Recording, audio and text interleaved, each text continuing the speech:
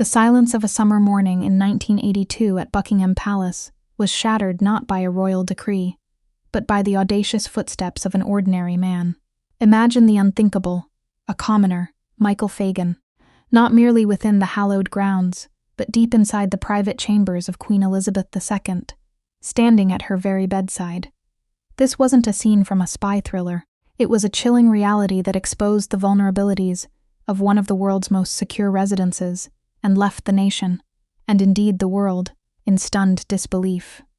How could such a monumental breach occur, and what transpired in those tense moments between monarch and intruder? Remember to comment, like, share, and subscribe so you don't miss future episodes of the Calendar of Crime. It was the early hours of July 9th, 1982, when Michael Fagan, a 31-year-old unemployed painter and decorator from London, embarked on his second, and most infamous, intrusion into Buckingham Palace.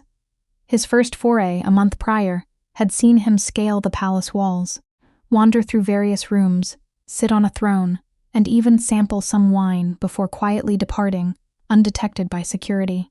This earlier incident, though less dramatic, highlighted significant flaws that would tragically go unaddressed.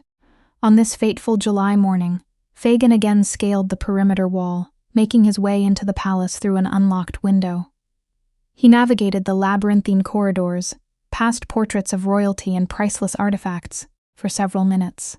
Alarms designed to detect intruders were triggered but dismissed as faulty by police, a critical error that allowed Fagan to continue his unimpeded journey through the heart of the royal residence. His ultimate destination was the Queen's private apartments.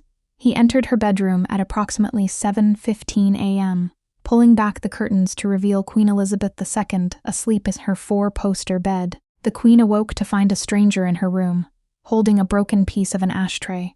Remaining remarkably calm, she engaged Fagan in conversation, asking him what he wanted.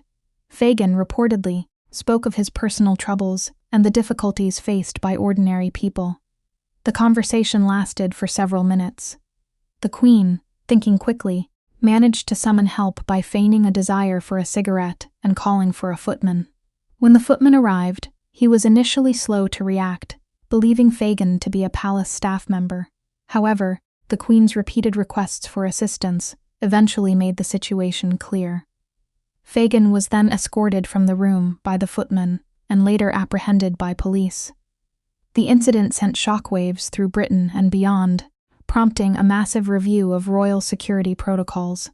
The Home Secretary at the time, Willie Whitelaw, offered his resignation, which was refused by Prime Minister Margaret Thatcher.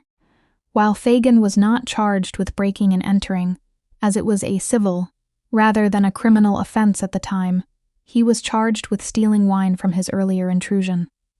Though these charges were later dropped, he was instead sent to a psychiatric hospital for several months.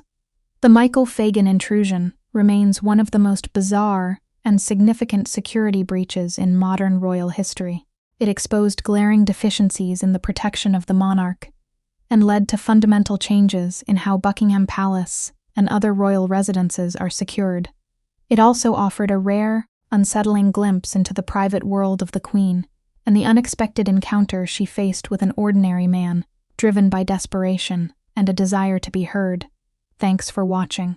Please comment, share, like and subscribe for future episodes from the Calendar of Crime.